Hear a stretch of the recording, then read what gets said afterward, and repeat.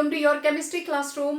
प्यारे बच्चों, आज हम सॉल्यूशंस के अंदर बहुत ही इंटरेस्टिंग टॉपिक पढ़ने वाले हैं, that is ideal and non ideal solutions.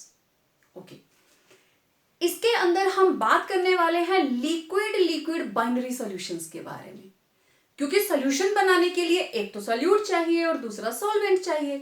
और इन केसेस में जो डिफरेंसेस हम पढ़ने वाले हैं, we are taking into consideration liquid solutions, means solute भी liquid और solvent भी liquid।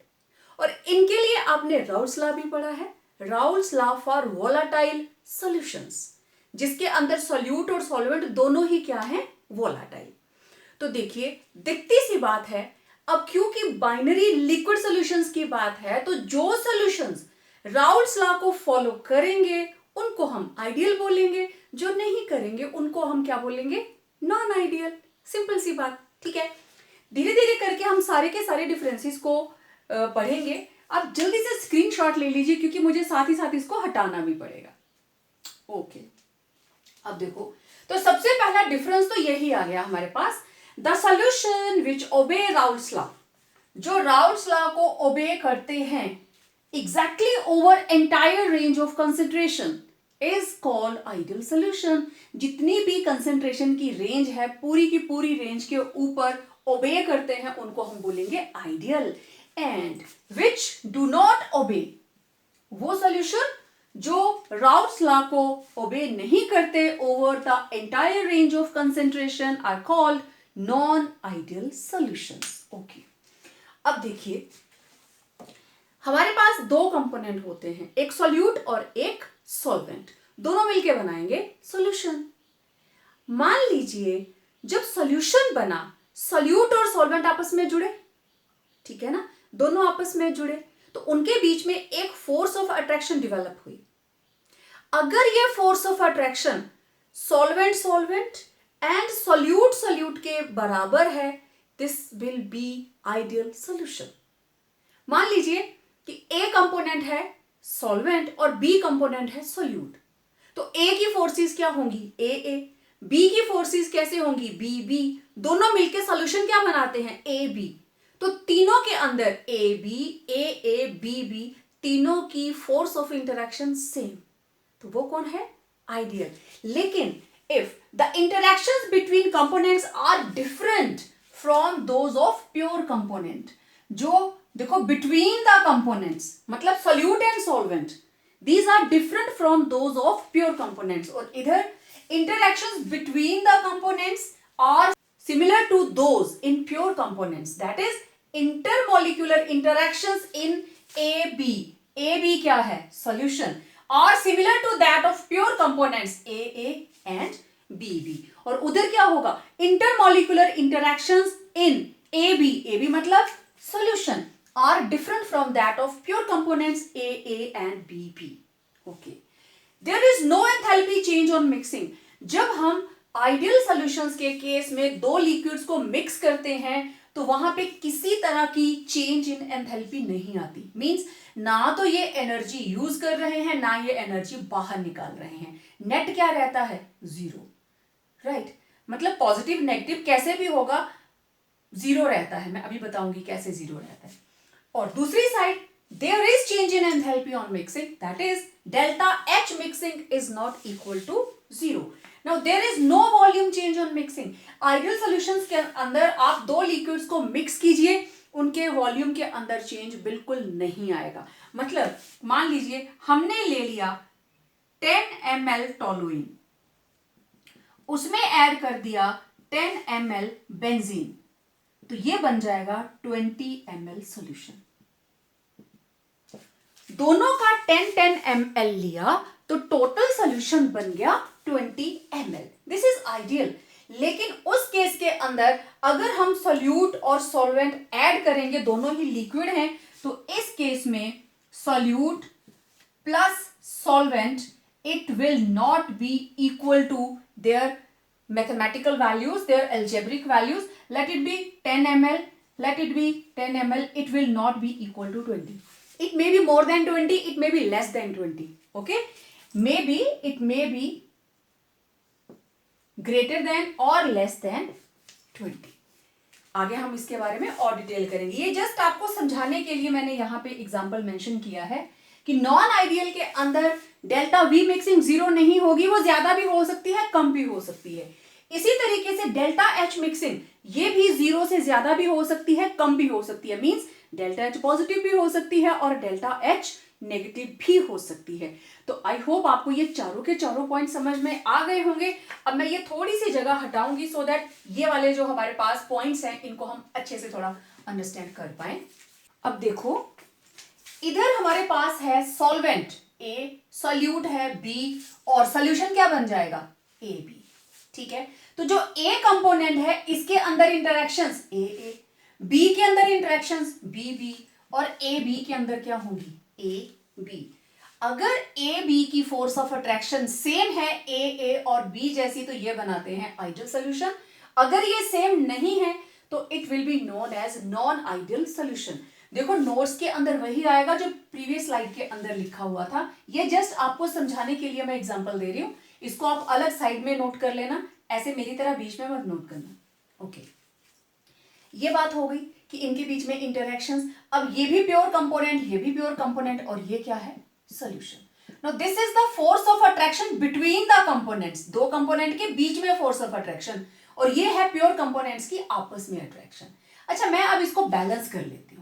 ये रहा ए प्लस बी, ये बन गया ए बी, लेकिन बी तो दो है, 2ab। ठीक है, ओके। अब इसकी बॉन्ड एनर्जी ए की bond energy it is 10, B की बॉन्ड एनर्जी इट इज 10। ठीक है, इनके बॉन्ड्स को तोड़ने के लिए इतनी एनर्जी लगती है, और जब ये बॉन्ड बनते हैं तब भी इतनी एनर्जी निकलती है। That's why I am using word bond energy, not bond dissociation energy. और जब ए बी बना तो इसकी भी कितनी है, 10। दिस इज 10 किलो जूल पर मोल, सेम 10 किलो जूल पर मोल, सेम 10 किलो जूल पर मोल। ओके, आपको पता है डेल्टा एच किसके बराबर होता है, it is sum total of bond energy of reactants minus sum total of bond energy of product.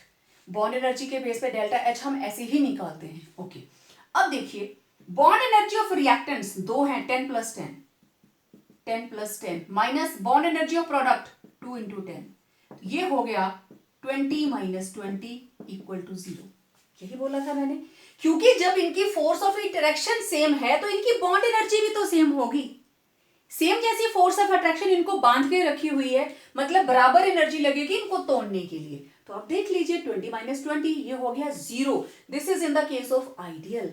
लेकिन अब देखो नॉन आइडियल के अंदर ए बी के बराबर नहीं है। यहां दो सिचुएशंस आ सकती हैं। अगर A B interaction is stronger than A B की इंटरैक्शन ए और बी से स्ट्रॉन्ग है। मतलब कहने का कि जिस वक्त ए बी बना तो एनर्जी ज्यादा बाहर निकली। स्ट्रॉन्ग बनने का मतलब यही है ना कि इसकी बॉन्ड एनर्जी ज्यादा होगी। मतलब ये अगर 10 है, ये अगर 10 है, तो इसके बीच में क्या होगी, 20। अब देखें जरा डेल्टा एच क्या हो जाएगा, रिएक्टेंट्स का क्या है 10 प्लस 10 माइनस 2 इंटू 20, तो ये हो गया 20 माइनस 40, तो क्या आंसर आ गया -20। रिएक्शन क्या हो जाएगी, डेल्टा एच क्या हो गया यहां पे, नेगेटिव।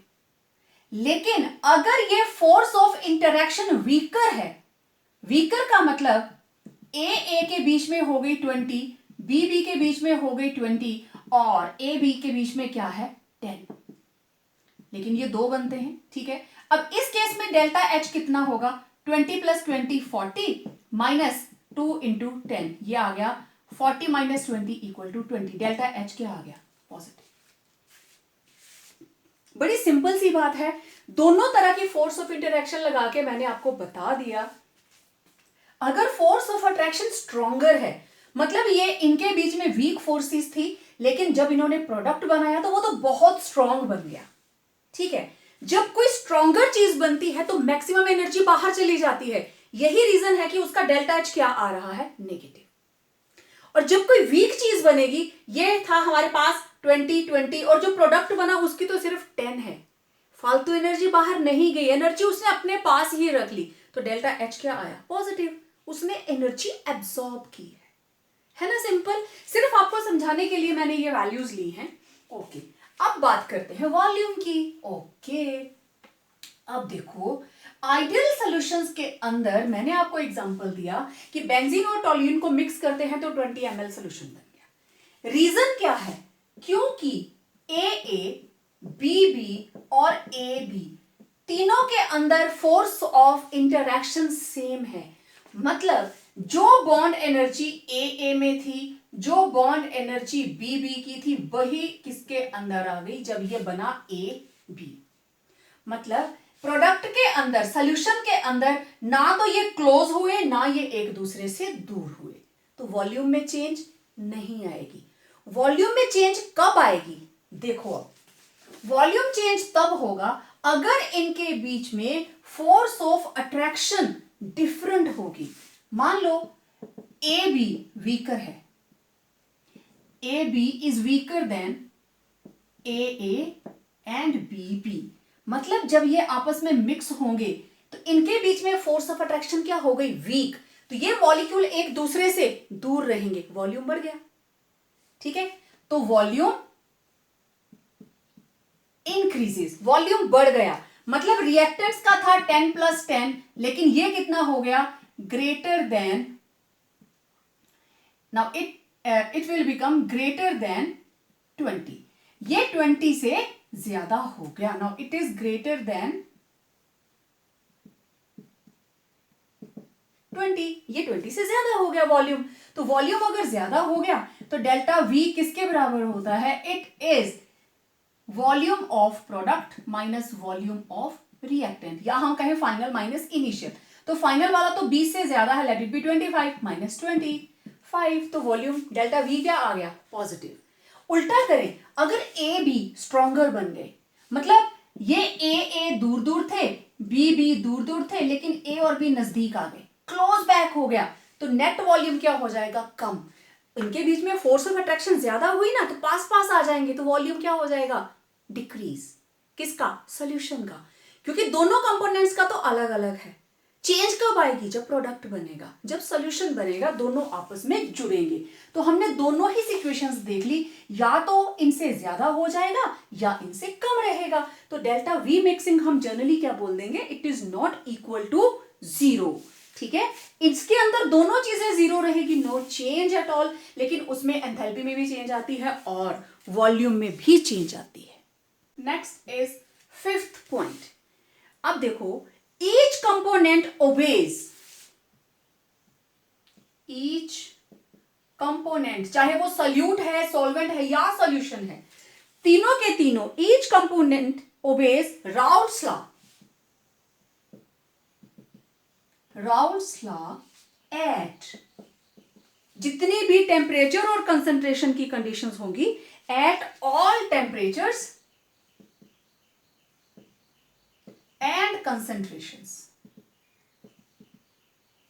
मतलब कहने का, कंपोनेंट हमारे पास कौन कौन से हैं? ए और बी। ठीक है, that is P A, it will be equal to P not A X A. ये भी राउल्ट लॉ को ओबे करेगा। दूसरा component, component A, component B, इसका मतलब है कंपोनेंट ए किसके बराबर होगा? P A. ये रहा B, it is P not B X B. हो गया ना राउल्ट्स लॉ।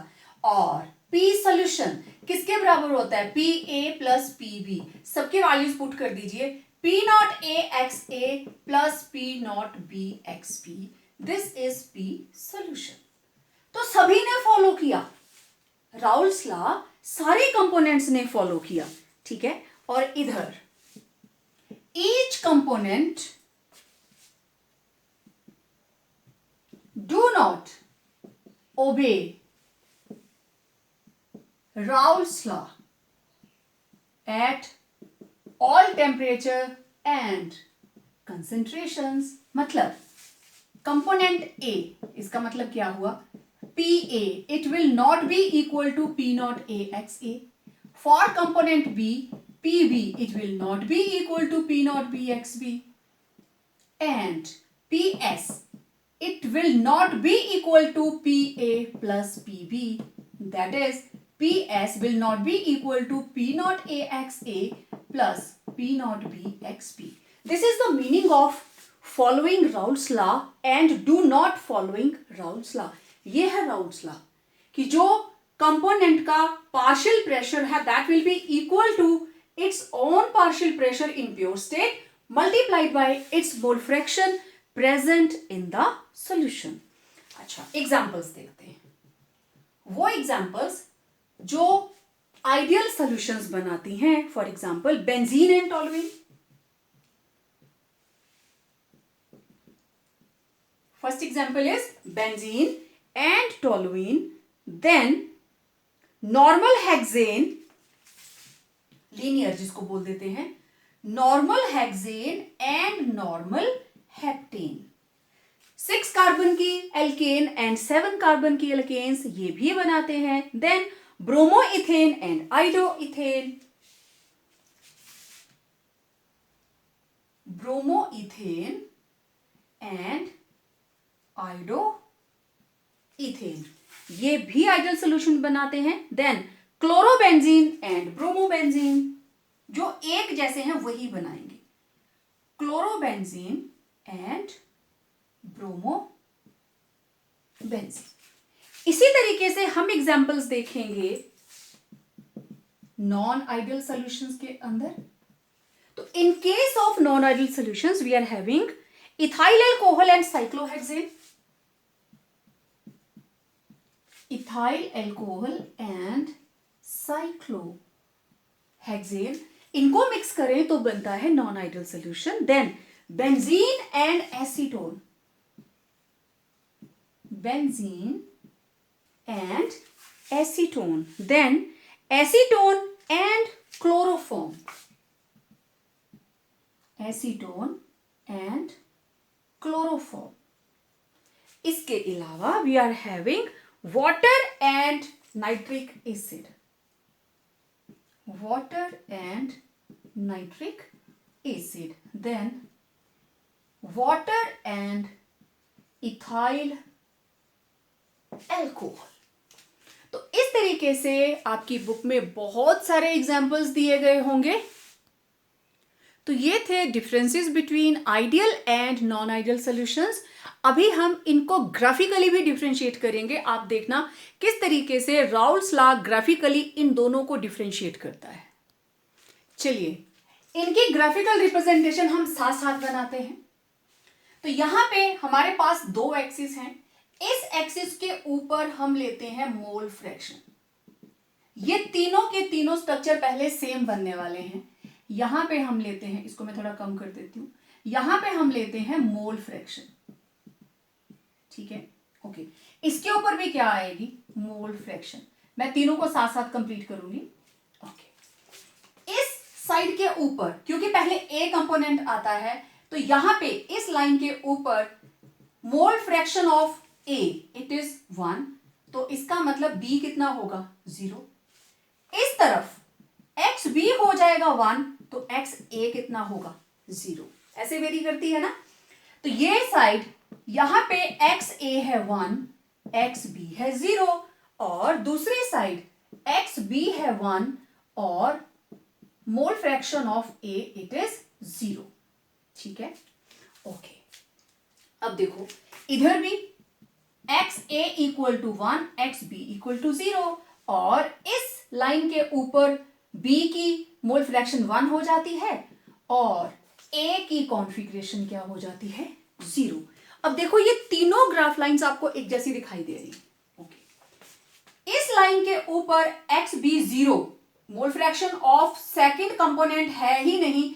इसका मतलब जो वेपर प्रेशर यहां पे आएगा it will B pure value of ए.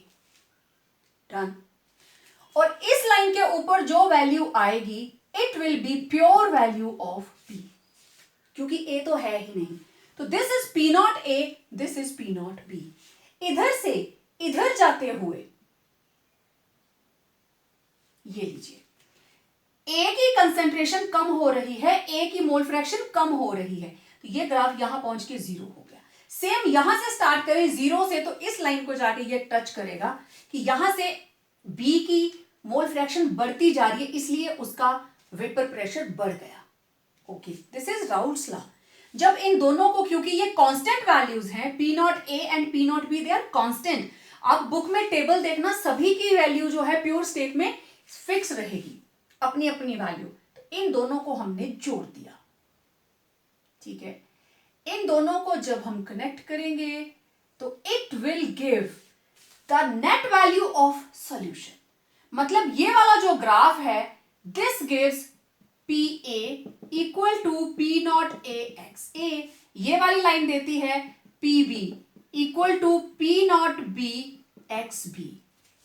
इधर को जाते हुए वैल्यू बढ़ रही है ना, डायरेक्ट प्रोपोर्शन। जितना एक्स बी होगा उतना ही पी बी की वैल्यू बढ़ती जाएगी। तो यहां पे क्या आया, P S equal to P A plus P B, और P S equal to P not A X A plus P not B X B. Simple. Same इसी तरीके से हम इन दोनों को बना लेते हैं। ये रही वैल्यू पी नॉट ए की और ये रही वैल्यू पी नॉट बी की। इनको कनेक्ट कर दिया। ये दोनों भी ग्राफ हम सेम इसकी तरह बनाने वाले हैं। ये रहा पी सॉल्यूशन, मतलब P S equal to P A plus P B. यहां से जब हम आगे बढ़ते हैं तो ए की वेपर प्रेशर कम होती जाती है और यहां जाकर 0 हो जाएगी, ठीक है।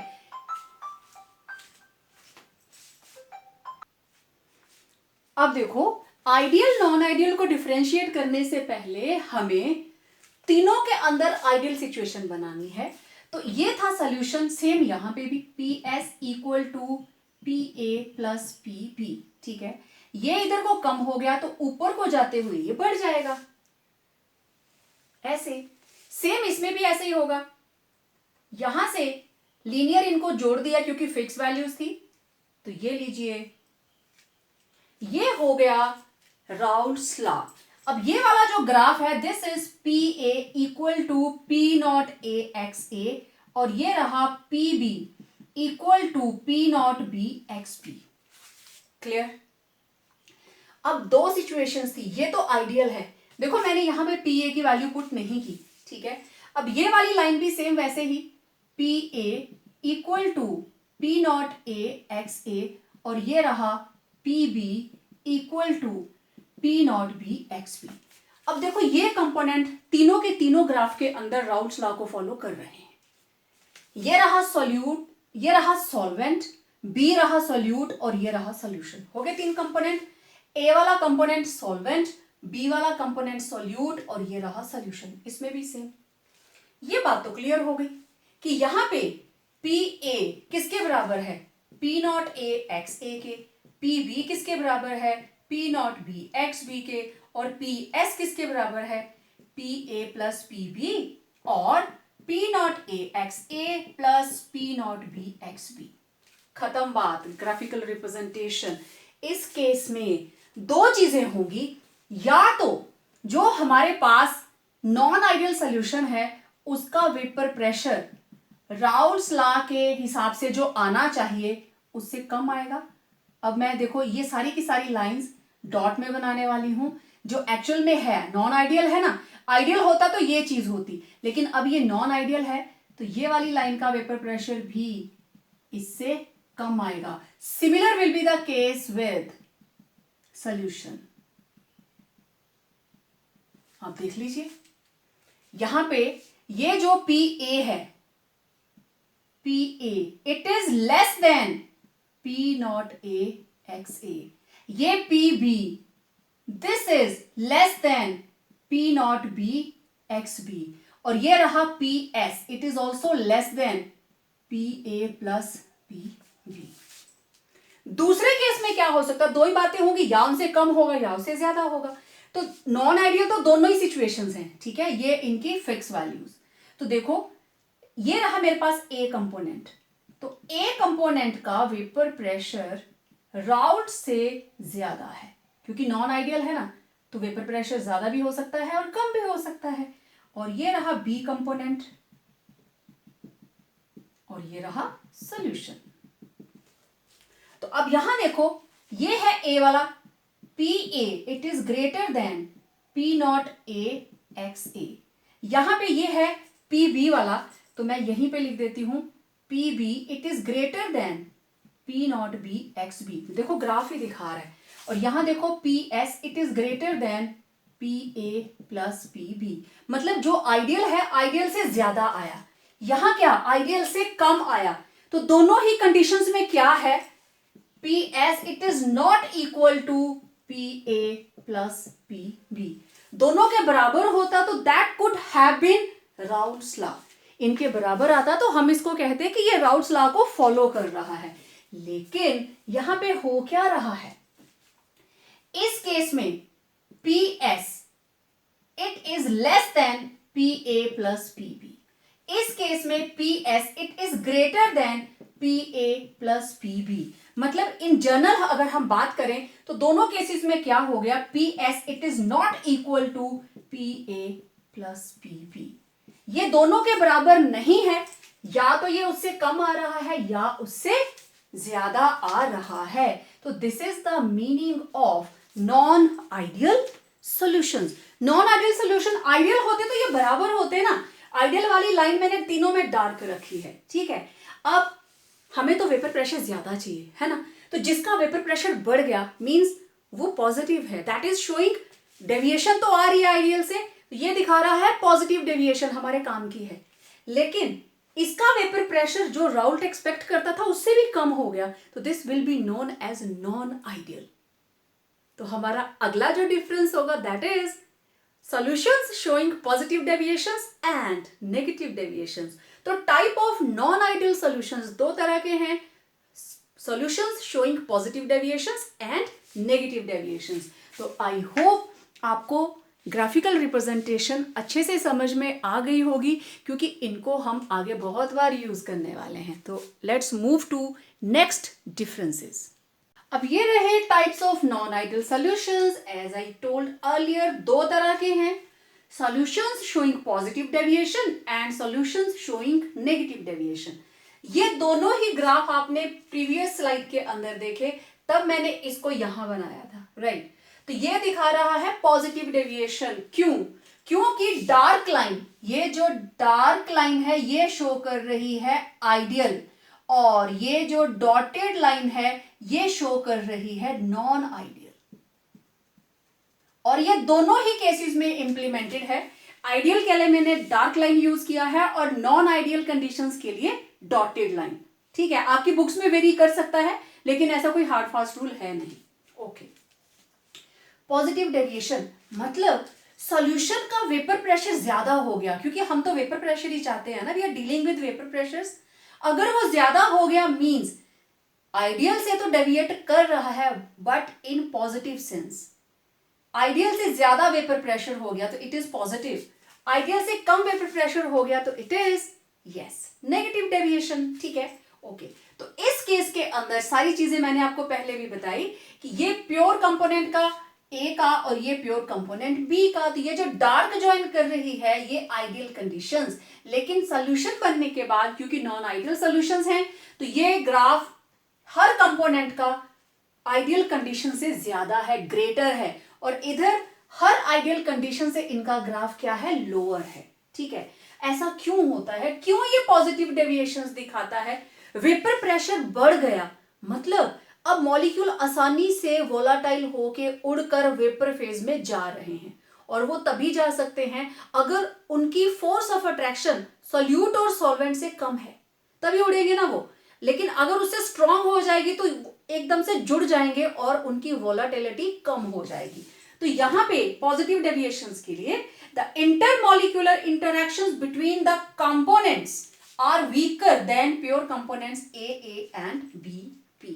उनसे वीक हैं तभी वो जल्दी से उड़ जाते हैं, लेकिन इधर क्या है, दे आर स्ट्रॉन्गर, इसीलिए उनका वेपर प्रेशर कम हो जाता है क्योंकि वो बाहर नहीं जा पाते हैं। इस केस के अंदर अगर आप ध्यान से देखें तो partial pressures of pure components, चाहे आप प्योर ले लो ए, प्योर ले लो बी, और solution, pure components and the solution are greater than corresponding ideal conditions. आप चेक कर लीजिए, तो P A it is greater than P not A X A, P B it is greater than P not B X B, and हमारे पास जो P solution है it is also greater than P not A, P A plus P B, और P S it is greater than P not A X A plus P not A X B. अब देखो equal to होता तो it was ideal conditions, Raoult's law को follow करता, लेकिन क्योंकि ये नॉन आइडियल है फॉलो नहीं करेगा। प्रीवियस के अंदर आपने लिखा था जब आइडियल नॉन आइडियल के डिफरेंसेस कर रहे थे it is not equal to. अब वो जो नॉट इक्वल टू है उसकी दो सिचुएशंस हैं, या तो इससे ज्यादा है या इससे कम। कैसे? P A it is less than P not A X A, आप चेक कर लीजिए, P A it is less than P not A X A, और पी बी भी कम है, P B it is less than P not B X B, and P solution it is less than PA plus PB, इनकी value put कर दीजिए, PS is less than P naught A XA plus P naught B XB। तो ये रहा इन दो lines का मतलब कि पॉजिटिव डेविएशन शो करनी है तो उनके बीच में फोर्स ऑफ अट्रैक्शन जिस वक्त AA और BB ये मिक्स होके बना रहे हैं AB, अगर ये जो फोर्स ऑफ अट्रैक्शन है वो वीक है तो जल्दी उड़ जाएंगे आपस में, ये ए बी बन गया, ऐसा ही एक और ए बी, तो उनके बीच फोर्स ऑफ अट्रैक्शन वीक है तो जल्दी उड़ जाएंगे, स्ट्रांग हो जाएंगे, आपस में क्लोजली जुड़ जाएंगे, तो फिर ये बाहर नहीं जा पाएंगे। ठीक है, ओके। अब देखते हैं next point of difference. Next points of differences देखें, delta V mixing and delta H mixing. आपको प्रीवियस डिफरेंसेस में याद होगा आइडियल नॉन आइडियल में डेल्टा एच मिक्सिंग आइडियल में 0 थी और नॉन आइडियल में it was not equal to 0, और मैंने आपको वही बताया था या तो ये पॉजिटिव होगी या नेगेटिव। तो ध्यान से देखिए, जब हम पॉजिटिव डेविएशंस वाले सॉल्यूशंस बनाते हैं तो उसमें डेल्टा एच मिक्सिंग पॉजिटिव आती है। रीजन, डिसोल्यूशन क्या है? एंडोथर्मिक। डेल्टा एच पॉजिटिव का मतलब एंडोथर्मिक, इसका मतलब बॉन्ड्स को तोड़ने के लिए लगने वाली एनर्जी ज्यादा है, energy is required to break the bonds. ठीक है, इस केस में क्या है, हमारे पास ए ए बी बी और क्या बना ए बी, तो ये वाली जो फोर्स ऑफ अट्रैक्शन है वो वीक है, ये 5 है और ये दोनों 10-10, ये दो बनते हैं, टोटल हो गया 10, ये हो गया 20, 20 माइनस 10 पॉजिटिव है ना, क्योंकि रिएक्टेंट स्ट्रॉन्ग थे लेकिन प्रोडक्ट क्या हो गया वीक, इसलिए डेल्टा एच क्या होगा पॉजिटिव। रिएक्शन है एंडोथर्मिक, इसलिए एनर्जी क्या हो रही है, energy is used to break the bonds. दूसरी side stronger negative deviation show की, मतलब जिस वक्त ए बी बना है this bond is stronger than A A and B B, मतलब ये 5 तो ये बना 10, ये कितने बनेंगे 2, तो ये हमारे पास हो गया 10 minus 20, it will B -10। Delta H क्या होगा -10, क्योंकि बॉन्ड एनर्जी के बेस पे जब हम डेल्टा एच कैलकुलेट करते हैं तो इट इज ऑलवेज जो भी हमारे पास बॉन्ड एनर्जी है रिएक्टेंट की minus bond energy of product होता है। ठीक है, अब देखो ये हो गया डेल्टा एच मिक्सिंग। ओके, अब आपको ली चैटलियर प्रिंसिपल याद होगा। अगर हम सॉल्युबिलिटी की बात करें, क्योंकि ये प्रोसेस जब ये वाले सॉल्यूशंस बनते हैं एंडोथर्मिक है, तो अगर हम टेम्परेचर बढ़ाएंगे तो एंडोथर्मिक प्रोसेस फास्ट हो जाएगा, तो सॉल्युबिलिटी बढ़ेगी। दूसरे केस में अगर हम ये देखें प्रोसेस क्या है एक्सोथर्मिक, जैसे ही टेम्परेचर बढ़ाया तो डिसोल्यूशन का प्रोसेस तो पहले ही एक्सोथर्मिक है, तो एक्स्ट्रा जो बढ़ाया गया टेम्परेचर है उसको कौन खाएगा, उसको कौन खत्म करेगा, एंडोथर्मिक, और वो तो क्या है इससे उल्टा। तो इस केस में सॉल्युबिलिटी डिक्रीज करेगी, लेकिन इस केस में सॉल्युबिलिटी इंक्रीज करेगी। Then delta V mixing it is positive. क्यों पॉजिटिव क्यों है? क्योंकि जब इनको मिक्स किया तो इनके बीच में फोर्स ऑफ अट्रैक्शन सोल्यूट और सॉल्वेंट से मिलकर क्या बनता है सॉल्यूशन, तो वो फोर्स ऑफ अट्रैक्शन क्या है वीकर है, तो इसका मतलब जो वॉल्यूम है प्रोडक्ट का that will be greater than volume of reactant. अगर ये प्रोडक्ट का रिएक्टेंट से ज्यादा है तो डेल्टा वी किसके बराबर होता है, प्रोडक्ट माइनस रिएक्टेंट, तो ये किसके बराबर आ गया, delta V equal to positive, that is volume increases, volume increase कर जाता है। ठीक है, दूसरी साइड देखो, delta V mixing negative, negative ही होगा क्योंकि जब वो कंपोनेंट अलग अलग थे उनके बीच में फोर्स ऑफ अट्रैक्शन कम थी, लेकिन जब वो प्रोडक्ट बन गया तो फोर्स ऑफ अट्रैक्शन ज्यादा होगी ना, मॉलिक्यूल्स कम क्लोजर, तो जो नेट वॉल्यूम है that is volume of product it will be lesser than volume of reactants. ठीक है, तो डेल्टा वी किसके बराबर होता है, प्रोडक्ट माइनस रिएक्टेंट, तो रिएक्टेंट ज्यादा है, इसका मतलब डेल्टा वी क्या हो गया, नेगेटिव, मतलब वॉल्यूम डिक्रीजेस, वॉल्यूम डिक्रीज कर जाता है, डेल्टा वी नेगेटिव का मतलब वॉल्यूम डिक्रीज कर गया। तो ये था delta H mixing and delta V mixing. अब इनके एग्जाम्पल्स देखते हैं। वो सॉल्यूशंस जो पॉजिटिव डेविएशन दिखाएंगे, मतलब जैसे ही ये दोनों कंपोनेंट आपस में मिक्स किए जाएंगे इनकी एस्केपिंग टेंडेंसी बढ़ जाती है और इस केस में एस्केपिंग टेंडेंसी कम हो जाती है। इसका मतलब जब भी ये वाले सॉल्यूशंस बनेंगे there will be breakage of bonds, they will be set free, और यहां पे होगी फॉर्मेशन ऑफ न्यू बॉन्ड्स। ठीक है, तो इधर होती है बॉन्ड क्लीवेज, बॉन्ड्स टूट जाते हैं and they are set free, और यहां पे हो जाती है न्यू बॉन्ड फॉर्मेशन। ठीक है, जिस वजह से ये मॉलिक्यूल नजदीक नजदीक आते हैं।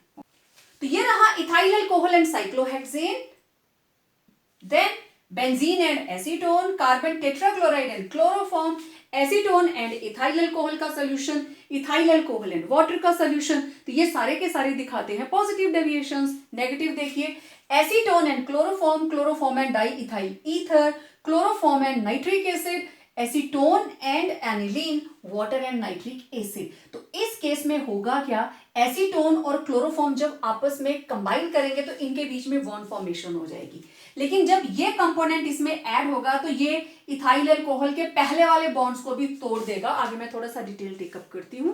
इस वजह से इनमें पॉजिटिव या नेगेटिव डेविएशंस आती हैं। तो मेरा नेक्स्ट क्वेश्चन यही रहेगा, why these solutions show positive deviations and these solutions show negative deviations। अब देखो, why do solutions show positive deviation? solution क्यों शो करते हैं, इसको एक एग्जांपल से क्लियर करते हैं। whatever I will mention here that is written over there। okay, हमने एग्जांपल लिया है ethanol and cyclohexane. Okay, ethyl alcohol या इथेनॉल, तो this is ethanol and cyclohexane, it is represented as this is cyclohexane। okay, तो previously हमारे पास क्या है, हमारे पास है इथेनॉल और दूसरा कंपोनेंट कौन सा है, साइक्लोहेक्सेन। ओके, तो ये रहे मेरे पास HO C2H5 HO C2H5 HO, ये इथेनॉल के अपने मॉलिक्यूल्स हैं और आपको मैंने ऊपर क्या मेंशन किया है, ये आपस में स्ट्रॉन्ग हाइड्रोजन बॉन्डिंग से जुड़े हुए हैं। दिस इज हाइड्रोजन बॉन्डिंग दो मॉलिक्यूल्स के बीच में। यहां ऊपर से आ गया साइक्लोहेक्सेन। ठीक है, दोनों चीजों को हम मिक्स करने वाले हैं ना। This is cyclohexane and this is ethanol. ये तो पोलर है इथेनॉल, दिस इज पोलर, लेकिन साइक्लोहेक्सेन क्या है, this is non polar. Right, इनकी आपस में भी फोर्स ऑफ अट्रैक्शन बहुत वीक है, लेकिन यहां वाले मॉलिक्यूल के अंदर क्या थी, स्ट्रॉन्ग। अब क्या हुआ, जैसे ही साइक्लोहेक्सेन यहां पे ऐड की तो it will find its place in between ethanol molecules. यही लिखा है, when cyclohexane is added to ethanol it finds its place in between ethanol molecules by breaking their pre existing strong hydrogen bonding. ये bond टूटेगा और ये इन दोनों के बीच में एडजस्ट हो जाएगी। सॉल्युबल होने का मतलब यही होता है। ओके, तो नेक्स्ट स्टेज के अंदर मेरे पास क्या बनेगा, इन दोनों को आपस में मिक्स करने के बाद, तो यहां रहा HOC2H5 और इसके बीच में कौन आ गया, साइक्लोहेक्सेन। फिर आगे HOC2H5 और इनके बीच में कौन एडजस्ट हो गया, साइक्लोहेक्सेन। फिर आया HOC2H5 और इनके बीच में आ गया cyclohexane. Again there is C2H5। अब आप देखो, ये पोलर ये नॉन पोलर, तो इनके बीच में जो फोर्स ऑफ अट्रैक्शन है it is very very weak और आप कह सकते हो नेग्लिजिबल। तो इनके बीच में there is very weak force of attraction. अब क्योंकि सारे के सारे molecule they will be set free, ठीक है, बोथ कंपोनेंट ना ये आपस में जुड़ रहे हैं ना ये आपस में जुड़ रहे हैं, तो इनकी जो फोर्स ऑफ अट्रैक्शन है उसको मैं जस्ट 2 डॉट्स के साथ शो करूंगी कि ये बहुत ही वीक है आपस में। And all molecules they are set free and both set free and vapour pressure increases. अब देखो, ये रहा ए कंपोनेंट, ये बी कंपोनेंट, अब ये बन गया A B A B A B. तो ए बी की फोर्स ऑफ अट्रैक्शन क्या है, वीक। ए बी के बीच में अब जो इंटरमॉलिक्यूलर फोर्स ऑफ अट्रैक्शन आई है, ये रहा ए बी कंपोनेंट, ये रहा ए कंपोनेंट और ये था बी बी कंपोनेंट। अब मेरे ख्याल से आपको समझ में आ रहा होगा, जब ए बी बना तो इनके बीच में फोर्स ऑफ अट्रैक्शन वीकर है। वीकर मतलब दोनों ही उड़ जाएंगे, पहले ये भी बंधे हुए थे ये भी बंधे हुए थे, लेकिन सॉल्यूशन बनने के बाद दोनों ही सेट फ्री और वेपर प्रेशर इंक्रीज कर जाता है। This is the reason of positive deviation, कि आपस में मिक्स होने के बाद प्री एग्जिस्टिंग स्ट्रॉन्ग बॉन्डिंग खत्म हो जाती है और वीकर बॉन्ड्स दे कम इनटू एग्जिस्टेंस। अब सेम इसी तरीके से नेगेटिव डेविएशन क्यों आती है उसको देखते हैं। अब देखो, why do solutions show negative deviation, क्योंकि इसके अंदर जब हम कंपोनेंट्स को मिक्स करते हैं, प्योर कंपोनेंट्स को सॉल्यूशन बनाने के लिए, तो उनके बीच में न्यू बॉन्डिंग फॉर्म हो जाती है। अलग अलग बेशक वो वोलाटाइल होंगे, लेकिन मिक्स करते ही उनके बीच में new forces of attraction they come into play और उनकी एस्केपिंग टेंडेंसी कम हो जाती है। एग्जाम्पल देखते हैं। For example acetone and chloroform. तो एसीटोन रहता है CH3 C double bond O and this is chloroform, दूसरा component Cl and H। These are the structures. Okay, अब देखो एसीटोन के अंदर there is delta negative charge delta positive charge, dipole बन गया। ओके, उसी तरीके से क्लोरोफॉर्म, इस कार्बन के साथ देयर आर प्रेजेंट 3 क्लोरीन्स, तो इसके ऊपर delta negative delta negative delta negative, तो हाइड्रोजन के ऊपर डेल्टा पॉजिटिव, इस हाइड्रोजन के ऊपर भी क्या होगा, डेल्टा पॉजिटिव, क्योंकि ये वाला पोर्शन है इलेक्ट्रोनेगेटिव, तो अल्टीमेटली इलेक्ट्रॉन यहीं से खींच रहे हैं, राइट। ये तीनों कार्बन से इलेक्ट्रॉन खींच रही है और कार्बन आगे हाइड्रोजन से, तो ये रहा डेल्टा पॉजिटिव। ये चार्ज कौन सा है, डेल्टा नेगेटिव। तो इनके बीच में new force of attraction develop करती है। अब आप देख सकते हो, new force of attraction in दोनों मॉलिक्यूल्स को आपस में होल्ड करके रखती है। अब इधर ऑक्सीजन और इधर hydrogen, this is hydrogen bond, also this is dipole dipole attraction, dipole dipole attraction, जिस वजह से ये मॉलिक्यूल आपस में जुड़ जाते हैं, ठीक है, due to bond formation, escaping tendency decreases, therefore vapor pressure also decreases and they show negative deviation.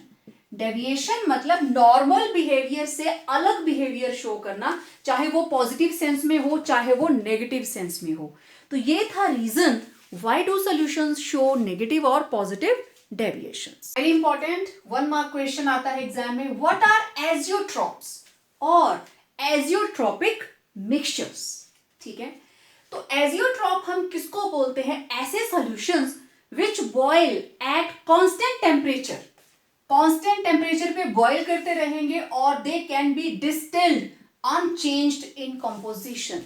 जब इनको हम बॉयल करना शुरू करेंगे एक टाइम पे इनकी ऐसी मोल फ्रैक्शन बन जाती है कि दोनों कंपोनेंट एक साथ डिस्टिलेट के अंदर आने शुरू हो जाते हैं। आप कोशिश कर लीजिए कि वो अलग अलग आए, लेकिन दोनों कंपोनेंट आपस में जुड़कर एक कंपोनेंट की तरह बिहेव करते हैं। This is the meaning of constant boiling mixtures और एजियोट्रॉपिक मिक्सचर्स। अब एक सिंपल सा एग्जांपल देखें, और बहुत जगहों के ऊपर ये in the form of question भी आता है, why pure ethyl alcohol can not be obtained from rectified spirit. देखो, प्योर इथाइल अल्कोहल मतलब 100% इथेनॉल, जिसको हम बोलते हैं absolute alcohol. Absolute alcohol it is prepared, ये एग्जिस्ट करता है लेबोरेटरीज के अंदर, लेकिन इसको आप रेक्टिफाइड स्पिरिट से नहीं बना सकते, उसके लिए आपको कोई और सोर्स लेना पड़ता है। रीजन देखिए, रेक्टिफाइड स्पिरिट की कॉम्पोजिशन है 95.6% उसमें इथेनॉल होगा एंड 4.4% उसमें होगा वाटर। और ये जो कॉम्पोजिशन है, ठीक है, 95.6% ethanol and 4.4% water form an azeotropic mixture, ये बना लेते हैं azeotropic mixture and therefore cannot be separated to get 100% to get pure ethanol। Water साथ में आएगा ही आएगा। cannot be separated to get pure ethanol even by prolonged heating, जितना मर्जी, even by prolonged heating, जितना आप हीट कर लें ये उससे सेपरेट नहीं होगा। they will continue to boil without any change in their composition। इनकी कॉम्पोजिशन में कोई फर्क नहीं आएगा। आप बॉईल करते जाओगे कि मुझे इथेनॉल अलग करना है, वाटर सारा हटा देना है so that it will become 100%, लेकिन ये दोनों एक दूसरे का हाथ इतना कस के पकड़ लेते हैं, अलग नहीं होते। They form azeotropic mixtures. So आप समझ गए होंगे, these are known as constant boiling. आप बॉईल करते जाओ, ये इकट्ठे ही बॉईल होते रहेंगे। लेकिन एक ध्यान देना, कॉम्पोजिशन मैटर्स। वो एक पर्टिकुलर कॉम्पोजिशन होती है, एक स्पेसिफिक मोल फ्रैक्शन होती है। आप इनकी मोल फ्रैक्शन निकाल सकते हो, गिवन मास अपॉन इथेनॉल का mass, given mass 4.4 divided by 18। You can get this value in mole fraction also. देखती हूं कौन बच्चा मुझे यहां पे लिख के भेजेगा। This is again very important, types of azeotropes. Azeotropic mixture हमने पढ़ लिया। अब ये दो तरह के हैं, एक है मिनिमम बॉइलिंग एजियोट्रॉप्स और दूसरे हैं मैक्सिमम बॉइलिंग एजियोट्रॉप्स। इसका क्या मतलब है? देखो, मिनिमम बॉइलिंग, इसको नाम से ही ऐसे अंडरस्टैंड करना है कि इनको हमें थोड़ा कम हीट करना पड़ेगा और ये बॉइलिंग करना शुरू कर देंगे। मिनिमम, ठीक है, कम हीट पे ही बॉइल करेंगे, लेकिन उनको बॉइल करवाने के लिए हमें ज्यादा हीट करना पड़ेगा। अब इसका दूसरा कंसेप्ट देखिए, जो सॉल्यूशंस, अब ये कौन सी डेविएशन शो कर रहा है? पॉजिटिव, बाकी नहीं मैंने बनाए, सिर्फ सॉल्यूशन की बात कर रही हूं। दिस इज फॉर आइडियल और ये है नॉन आइडियल, क्योंकि उसी की फॉर्म्स आगे चली हुई हैं। तो जो solutions, in case of solutions showing positive deviation, there is a point P which is having highest vapour pressure. इस पॉइंट के ऊपर सबसे ज्यादा वेपर प्रेशर है और ये किसका है? सॉल्यूशन का। और आप ध्यान से देखो, ये वेपर प्रेशर कंपोनेंट A से भी ज्यादा, कंपोनेंट B से भी ज्यादा। जिसका वेपर प्रेशर ज्यादा उसकी बॉइलिंग पहले होगी ना। जब internal vapour pressure atmospheric pressure के बराबर आएगा तो बॉइलिंग स्टार्ट हो जाएगी। तो इसका वेपर प्रेशर ज्यादा है, मतलब ये इससे पहले बॉइल करेगा। इसका वेपर प्रेशर इससे भी ज्यादा है, मतलब ये इससे भी पहले बॉइल करेगा। This is the meaning of minimum boiling. दोनों कंपोनेंट से कम टेम्परेचर पे वो बॉइल करना शुरू कर देगा, ठीक है। अब इस पॉइंट P के कॉरस्पॉन्डिंग कोई ना कोई कॉम्पोजिशन आएगी, इधर हम लेते हैं मोल फ्रैक्शन। अब इस पॉइंट के कॉरस्पॉन्डिंग जो भी पॉइंट P के कॉरस्पॉन्डिंग जो हमारे पास मोल फ्रैक्शन आएगी वो बनाएगी constant boiling mixture, azeotropic mixture. कौन सा? Showing minimum boiling, it will form minimum boiling azeotrope. दूसरी तरफ in case of solutions showing negative deviation, non-ideal solutions showing negative deviations, this is P not B। अब ये ऐसा point है जिसपे vapour pressure सबसे लो है, A कंपोनेंट से भी कम है, B कंपोनेंट से भी कम है, तो देखो इसके कॉरस्पॉन्डिंग भी एक मोल फ्रैक्शन आ गई। ये कर्व किसके लिए है? मोल फ्रैक्शन के लिए। इसके कॉरस्पॉन्डिंग जो मोल फ्रैक्शन आएगी that will form maximum boiling azeotrope. देखिए ये वेपर प्रेशर ज्यादा है, ठीक है, मैं इसको थोड़ा और एक्सटेंशन दे देती हूं सो दैट आपको अच्छे से अंडरस्टैंड हो जाए। ये लीजिए, मैं इसको क्लोज कर देती हूं, लो मैंने क्लोज कर दिया and this is the value for 1 atmosphere. ये कर्व जब इसको टच करेगा it will start boiling. Similarly ये मैंने क्लोज कर दिया, now this line stands for 1 atmospheric pressure, ठीक है। जैसे ही ये कर्व इसको टच करेगा इट विल स्टार्ट बॉइलिंग। तो देखो ये इसका पॉइंट, ये इसको यहां तक डिस्टेंस क्रॉस करना है, इसको यहां तक और इसको थोड़ा सा है, तो ये जल्दी बॉइल करेगा। High vapour pressure means early boiling, low boiling point. लेकिन इसका वेपर प्रेशर इससे भी कम, इसका वेपर प्रेशर इससे भी कम, तो इस पॉइंट Q के कॉरस्पॉन्डिंग जो यहां पे मिक्सचर बनेगा उसमें A कंपोनेंट भी होगा, उसमें B भी होगा। इधर भी जो बनेगा उसमें दोनों कंपोनेंट होंगे, दोनों की अपनी अपनी कॉम्पोजिशन होगी। जो यहां कॉम्पोजिशन आएगी, ये मोल फ्रैक्शन है, XA ऑब्वियसली ज्यादा होगा और XB कम होगा क्योंकि इधर को जाते हुए XA कम हो रहा है। तो ये जो मिक्सचर बना इसके corresponding it will be having lower vapour pressure as compared to A and B। दोनों से ही उसका वेपर प्रेशर कम होगा, लेकिन फिर उसको बॉयल तो सबसे ज्यादा करना पड़ेगा ना। तो this mixture will be having maximum boiling point. वो बॉइलिंग पॉइंट A से भी ज्यादा होगा, वो बॉइलिंग पॉइंट B से भी ज्यादा होगा, क्योंकि इसको इतना ट्रेवल करना है, इसको इतना ट्रेवल करना है और इसको इतना ट्रेवल करना है। जितना ज्यादा वेपर प्रेशर होगा उतनी जल्दी बॉइलिंग होगी, जितना कम वेपर प्रेशर होगा उतनी लेट बॉइलिंग होगी। तो it has to be heated to the maximum, इसका जो बॉइलिंग पॉइंट है वो ज्यादा आएगा, that is why it will form maximum boiling azeotrope. तो देखो in case of solutions showing positive deviation there is a maximum, that is point P, this in the vapor pressure curve of solution which is having higher vapor pressure than both pure components, दोनों से vapor pressure उसका ज्यादा है। The composition corresponding to this point P, इस point P के corresponding जो composition आएगी forms an azeotropic mixture that boils at constant temperature, constant temperature पे वो बॉईल करेगा जो कि लोअर है from the boiling point of both pure components.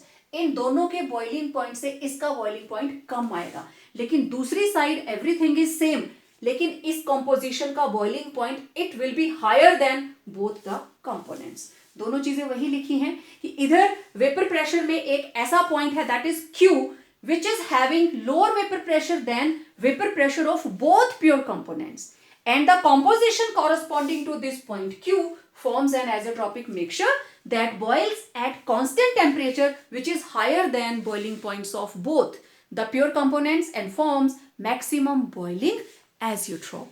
अब देखो इस चीज को मैं एक एग्जाम्पल के साथ एक्सप्लेन करती हूँ।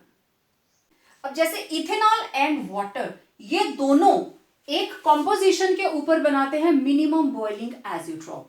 तो मोल फ्रैक्शन ऑफ इथेनॉल है इसमें 0.056 और वाटर की है 0.944। मोल फ्रैक्शन इस पॉइंट के कॉरस्पॉन्डिंग मोल फ्रैक्शन ही तो आती है। तो इसका जो बॉइलिंग पॉइंट है मिक्सचर का that is 351 kelvin which is lower than that of boiling point of ethanol जो है 351.5 and boiling point of water which is 373 kelvin. तो आप देखो जो मिक्सचर बना एजियोट्रॉप वो इन दोनों से कम है। Similarly hydrochloric acid and water, इनकी कॉम्पोजिशन देखो, वाटर की मोल फ्रैक्शन है यहाँ पे 0.889 और HCl की मोल फ्रैक्शन है 0.111, मींस 20.2% HCl लिया हमने। तो ये बॉइल करता है एट अ टेम्परेचर 383, जो कि दोनों के बॉइलिंग पॉइंट से हायर है। वाटर का बॉइलिंग पॉइंट 373, HCl का 188। तो आप देखो इस मिक्सचर का बॉइलिंग पॉइंट दोनों से ज्यादा और इस मिक्सचर का बॉइलिंग पॉइंट दोनों से कम। This is the meaning of minimum boiling azeotrope and maximum boiling azeotrope. अब दोनों में एक एक एग्जांपल और देखिए, इसमें मैंने और क्लैरिफाई करके लिखा है। जैसे क्लोरोफॉर्म एंड इथेनॉल, इसके अंदर 6.8% इथेनॉल, ठीक है, और बाकी जो है दैट इज क्लोरोफॉर्म। ओके, तो ये रहे कंपोनेंट क्लोरोफॉर्म, इथेनॉल, और ये बन गया इनका एजियोट्रॉप। तो यहां देखो क्लोरोफॉर्म का बॉइलिंग पॉइंट 334.2, इथेनॉल का 351.5, तो एजियोट्रॉप का कितना आया 332.3। अब ये देखो ये वाला इन दोनों से ही लो है, लोअर देन बोथ, दोनों से लो है। दूसरी साइड देखो 68% नाइट्रिक एसिड, दूसरा कंपोनेंट क्या है वाटर। तो तीनों कंपोनेंट की जरा बॉइलिंग पॉइंट देखो 373, 359 and this is having maximum boiling point, दोनों से higher, that is why this is maximum boiling point. तो देखिए इस केस में जहां पॉजिटिव डेविएशन आती है, इट इज हैविंग, ये जो मिक्सचर बना it is having highest vapour pressure, तो वेपर प्रेशर ज्यादा है तो it will boil prior to pure component, इन दोनों से पहले बॉयल कर जाएगा, इसीलिए इसको मिनिमम बॉइलिंग एजियोट्रॉप बोलते हैं। और इस केस के अंदर these azeotropes are having minimum vapor pressure, therefore it boils after the boiling point of pure components, क्योंकि उनके वेपर प्रेशर ऊपर है, वो इनसे पहले इवेपोरेट हो जाएंगे, इनसे पहले बॉईल करेंगे। So it was types of azeotropes. That's all for today's video. मिलते हैं एक नए वीडियो के साथ, बात करेंगे कॉलिगेटिव प्रॉपर्टीज के बारे में। Till then complete your notes.